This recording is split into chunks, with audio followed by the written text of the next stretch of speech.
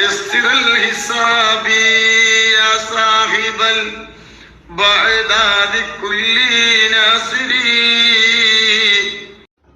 അസ്സലാമു അലൈക്കും. മലയാളത്തിൽ എഴുതി വെച്ചിട്ട് പോലും നീട്ടിപ്പാടി അത് മുഴുമിക്കാൻ കഴിയാത്ത ഹാമിദിനെയാണ് നമ്മളിപ്പോൾ കണ്ടത്. പ്രിയമുള്ളവരെ, ഈ വീഡിയോകൾ എനിക്ക് സോഷ്യൽ മീഡിയയിൽ നിന്ന് കിട്ടുന്നതാണ്. അപ്പോൾ അതിൽ അവരെഴുതി വെക്കുന്ന വാക്കുകൾ അത് പരമാവധി ഞാൻ മറക്കാൻ ശ്രമിക്കുന്നുണ്ട്. ഇനി ഏതെങ്കിലും വാക്കുകൾ മറയാതെ വരികയാണെന്നുണ്ടെങ്കിൽ ദയവ് ചെയ്തിട്ട് ക്ഷമിക്കണം. ഇതുപോലെയുള്ള വാക്കുകൾ എൻ്റെ അജണ്ടയല്ല. ഞാൻ ഇതുപോലെയുള്ള വാക്കുകൾ, എന്നെ തെറി പറയാത്ത ആളുകളെ ഞാൻ അങ്ങോട്ട് തെറി പറയാറില്ല, അല്ലെങ്കിൽ തെറി വാക്കുകൾ എഴുതി വെക്കാറില്ല. ഇവിടെ എഴുതി വെച്ചിട്ടുള്ള രസകരമായ കുറേ വാക്കുകളുണ്ട്. അപ്പോൾ ഇത്ര രസമാണോ എന്ന് ചോദിച്ചു കഴിഞ്ഞാൽ അവർക്ക് രസമാവും, അതുകൊണ്ടാണല്ലോ അല്ലേ അവരെഴുതി വെച്ചിട്ടുള്ളത്. അപ്പോൾ അതെന്തായാലും ഒന്ന് മറക്കാൻ ശ്രമിച്ചിട്ടുണ്ടെങ്കിൽ അത് മറഞ്ഞിട്ടില്ലെങ്കിൽ അതെൻ്റെ വകയല്ല എന്നുള്ളത് സാന്ദർഭികമായിട്ട് ഒന്ന് ഓർമ്മിപ്പിക്കുകയാണ്.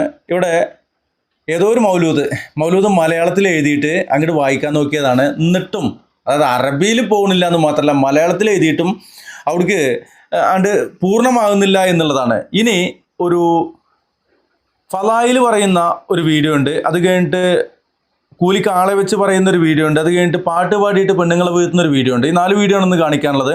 നമുക്ക് നോക്കാം. ഫലായിൽ പറയുന്നത്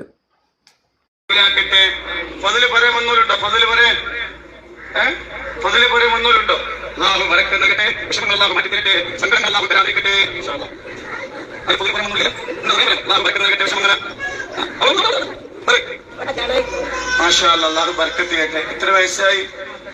47 വയസ്സായി. പുണ്യമോളം ജീവിതം ബർക്കത്ത് ചെയ്യട്ടെ. ആദ്യത്തെ കല്യാണ രണ്ടാമത്തെ വന്നീനോ? അള്ളാഹു രണ്ടാമത്തൊരു മണിയറിൽക്കൽ, മൂന്നാമത്തൊരു മണിയറിൽക്കേണ്ട ഒരു അവസ്ഥ അള്ളാഹു തരാതിരിക്കട്ടെ. ഇനി കല്യാണം കഴിക്കുന്ന 47 വയസ്സായി, ഇനിയൊരു കല്യാണം പ്രതീക്ഷിച്ചിട്ട്. അപ്പോൾ 47 വയസ്സുള്ള പൊന്നുമോളെ രണ്ടാമത് കല്യാണം കഴിച്ചു കൊടുത്തിരിക്കുകയാണ്. അപ്പോൾ എന്താണ്, ആദ്യത്തെ കല്യാണം കഴിഞ്ഞിട്ട് രണ്ടാമത്തെ കെട്ടിയിരിക്കുന്നത് കുട്ടികളില്ലാത്തത് കൊണ്ടായിരിക്കാം. അതായിരിക്കും ഇങ്ങനെ പറഞ്ഞത്. ഇനി 2 മണിയറ, ഇനി മൂന്നാമതൊരു മണിയറ കെട്ടാനുള്ള, ഇനി 3ാമത് മണിയറ അല്ല അവിടെ അവരുടെ അളവിൽ എഴുതി വെച്ചിട്ടുണ്ട് വെച്ചെങ്കിൽ അത് നടക്കേണ്ട ചെയ്യാമിത്. അത് അന്നം കൊണ്ടല്ല, അന്നേക്കാട്ടിലും മേലുള്ളവരെയും കൊണ്ട്. ഷിയായിസത്തിൻ്റെ വക്താക്കളായ തങ്ങൾ എന്ന് പറഞ്ഞു നടക്കുന്ന നിങ്ങളെ കൊണ്ട് ആരെയും കൊണ്ടും കഴിയില്ല, അല്ല ഉദ്ദേശിക്കുന്നു വെച്ചെങ്കിൽ. അപ്പോൾ അതൊന്നുമല്ല നമ്മളുടെ വിഷയം. ഇത് ഫലായിൽ പറഞ്ഞപ്പോൾ 47 വയസ്സുള്ള പൊന്നുമോളുടെ കഥ പറഞ്ഞതാ. ഈ 42 വയസ്സുള്ള ഹാമിദ്, 47 വയസ്സുള്ള പൊന്നുമോള്. എന്നിട്ട് പറഞ്ഞത് എന്താണ്, തങ്ങളിപ്പാപ്പാൻ്റെ അടുത്ത് മുന്നേ വന്നിട്ടുണ്ട്. ഏതാ തങ്ങളിപ്പാപ്പ? ഈ ബനേ ആരാ തങ്ങളിപ്പാപ്പ എന്ന് പറഞ്ഞത്? ഞാൻ തന്നെ. ഈ ഒരു സിനിമയിൽ ഒരു കുഞ്ഞൻ എന്ന് പറയുന്ന ഒരു കഥാപാത്രമുണ്ട്. അപ്പോൾ പെണ്ണ് കാണാൻ പോകുമ്പോൾ ബ്രോക്കർ പറയും ചെക്കൻ്റെ പേരെന്താന്ന് വീട്ടുകാർ ചോദിക്കുമ്പോൾ ബ്രോക്കർ പറയും കുഞ്ഞൻ എന്ന് പറയും. അപ്പോൾ കുഞ്ഞൻ പറയണത് എൻ്റെ പേര് കുഞ്ഞൻ എന്നല്ല, വിമൽ കുമാറാണ് എന്ന്. അത് ആരട്ടെന്ന്, ഞാൻ തന്നെ എന്നെ വിളിക്കുന്ന പേരാണെന്ന്. അതേപോലെ മൂപ്പരെ വിളിക്കുന്ന പേരാണ് എന്തെന്നറിയോ? തങ്ങൾ പാപ്പ. തങ്ങൾ ഉമ്മാന്ന് വിളിക്കാറുണ്ട്. നന്നായി. ഇനി ഒരു ഫലായിൽ പറയിപ്പിക്കുന്ന ഒരു സംഭവം ഉണ്ട്, അന്ന് കണ്ടു നോക്കാം നമുക്ക്. പൈസ എന്തായാലും വെറ്റ കിട്ടുമല്ലോ.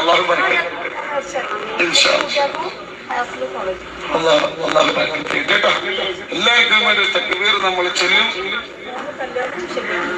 മാഷാ അല്ലാഹ്, മോനെ കല്യാണം ശരി. ഇവിടെ വന്നിന്, ഇവിടെ എന്റെ ഓർമ്മ ശരിയാണെങ്കിൽ ഒരു 5-6 കൊല്ലത്തെ പരിചയമുണ്ട്.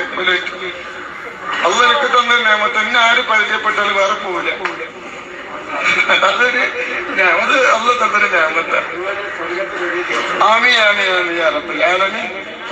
അള്ളാഹു മൂപ്പരെ പരിചയപ്പെട്ട് കഴിഞ്ഞാൽ പിന്നെ ആരും പുറത്തു പോകില്ല എന്നാണ് പറഞ്ഞത്. ഏതോ ഒരു താത്താൻ്റെ പെണ്ണിൻ്റെ കല്യാണം ശരിയായിക്കണം എന്നുള്ളതാണ്.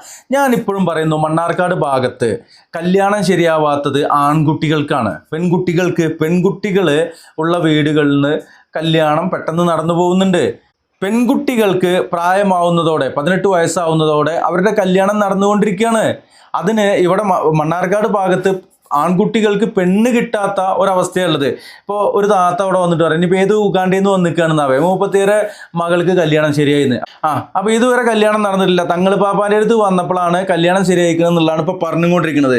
ഈ തങ്ങൾ പാപ്പാൻ്റെ അടുത്ത് വന്നോലൊന്നും പിന്നെ അവിടെ വരാതിരിക്കണില്ല എന്നാണ് പറഞ്ഞത്. അപ്പോൾ ആ വരാതിരിക്കുക എന്നുള്ളത് മുത്തുമണികളാണല്ലോ പോകുന്നത്. മുത്തുമണികൾ ആരാണെന്നുള്ളതൊക്കെ അമീർ ഒതുക്കങ്ങളുടെ വീഡിയോയിൽ അത് വ്യക്തമാക്കുന്നുണ്ട്. ആ മുത്തുമണികളെ പിടിച്ചിരുത്തുന്ന പാട്ടൊന്ന് കേട്ടോളൂ നിങ്ങൾ. അപ്പൊ അതുകൊണ്ട് ഒരു പാട്ട് പാടണമെന്ന് അവര് പറയുന്നുണ്ട്. അപ്പൊ അതുകൊണ്ട് ഇൻഷാ അല്ലാഹ് പിന്നെ പറയാനുള്ളത് പഴയ രസം കൊടുത്തിട്ട് മക്കൾക്ക് നിങ്ങൾ കൊടുക്കരുത് കേട്ടോ. പരമ്പരി ചുമ്മാ വിട്ട് ചുമ്മില് നടക്കുന്ന സുരത്തെ നാമ കൊണ്ട് നാട്ടിലെ കഥയുണ്ടോ നാള്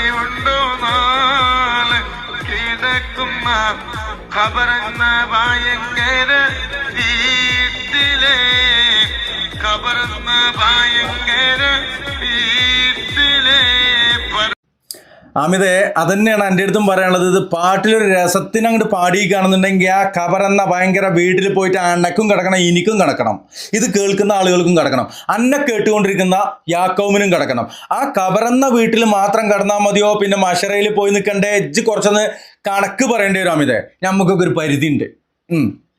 നമ്മൾ ഒരാളുടെ മുതലും പറ്റിച്ചിട്ടും വഞ്ചിച്ചിട്ടും ആത്മീയ ചൂഷണം നടത്തിയിട്ടും തിന്നുന്നില്ല, മക്കൾക്ക് തിന്നാൻ കൊടുക്കുന്നില്ല. പല ആളുകളും പറയാറുണ്ട്, നമ്മളൊക്കെ യൂട്യൂബിൽ വീഡിയോ ചെയ്തിട്ടില്ലേ മക്കൾക്ക് തിന്നാൻ കൊടുക്കുന്നത്. എൻ്റെ പൊന്നാര ജാഹിലീങ്ങളെ, ഈ പറയുന്ന ആള് യൂട്യൂബിൽ നിന്ന് തിന്നുന്നത് മാത്രമല്ല, ആളുകളെ നേർക്ക് നേരെ വഞ്ചിച്ചും പറ്റിച്ചുമാണ് തിന്നുന്നത്. ഇവിടെ ഒരു വീഡിയോ ചെയ്യുന്നുണ്ടെങ്കിൽ അതിന് നല്ല അധ്വാനം ഉണ്ട്. ഒരു വീഡിയോ ഇവിടെ ഇരുന്ന് പറഞ്ഞാൽ പോരാ, ഇത് എഡിറ്റ് ചെയ്യണം. ഇത് ലൈവല്ല, എഡിറ്റ് ചെയ്യണം. എഡിറ്റ് ചെയ്തിട്ട് അത് നിങ്ങൾക്ക് മുമ്പിലേക്ക് സമർപ്പിക്കണം. അതിനൊരുപാട് നെറ്റ് ആവശ്യമാണ്, സമയം ആവശ്യമാണ്. ഇനി അതൊക്കെ പോട്ടെ, ഇതിലൂടെ പറഞ്ഞിട്ട് ഞാൻ ആരൊക്കെന്നെങ്കിലും ₹1 ഒരു നയാ പൈസ ആരൊക്കെന്തെങ്കിലും ചോദിച്ചു വാങ്ങിയിട്ടുണ്ടോ? എനിക്ക് കഴിഞ്ഞ റംസാനിക്കൊക്കെ പല ആളുകളും വിളിച്ചുകൊണ്ടും വിളിക്കാതെയൊക്കെ സക്കാത്തിൻ്റെ വിഹിതം അയച്ചു തന്നിട്ടുണ്ടായിരുന്നു. സന്തോഷത്തോടെ സ്വീകരിച്ചിട്ടുണ്ട്. എൻ്റെ കാര്യങ്ങൾ അറിയുന്ന പല ആളുകളും എന്നെ സഹായിച്ചിട്ടുണ്ട്, ഞാൻ സ്വീകരിക്കാറുണ്ട്.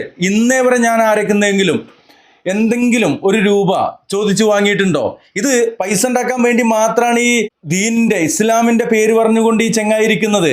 അപ്പൊ അതൊക്കെ ഒന്ന് ആദ്യം നിർത്തിയിട്ടാവാം നമ്മളെ യൂട്യൂബിന്റെ ഏണിങ്ങും മറ്റുള്ള കാര്യങ്ങളൊക്കെ നോക്കാൻ. ഇതിൽ നിന്ന് എന്താനത്തലയാണ് കിട്ടാറുള്ളത് എന്നുള്ളതൊക്കെ യൂട്യൂബുമായിട്ട് ബന്ധപ്പെട്ട് കിടക്കുന്ന ആളുകൾക്കറിയാം. പിന്നെ ഈ വലിയ വലിയ സെലിബ്രിറ്റികൾ നടത്തുന്ന യൂട്യൂബ് ചാനലുകൾ, അതിലേക്ക് ലക്ഷങ്ങൾ വരാറുണ്ട് എന്നൊക്കെ പറയുന്നത് കേൾക്കാറുണ്ട്.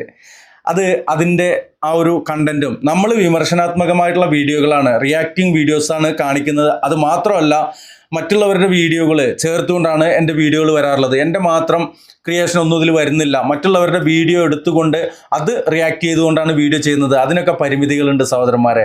ഇൻഷാ അല്ലാഹ് കോപ്പിറൈറ്റ് ക്ലെയിമൊക്കെ വരുന്ന വീഡിയോകളുണ്ട്.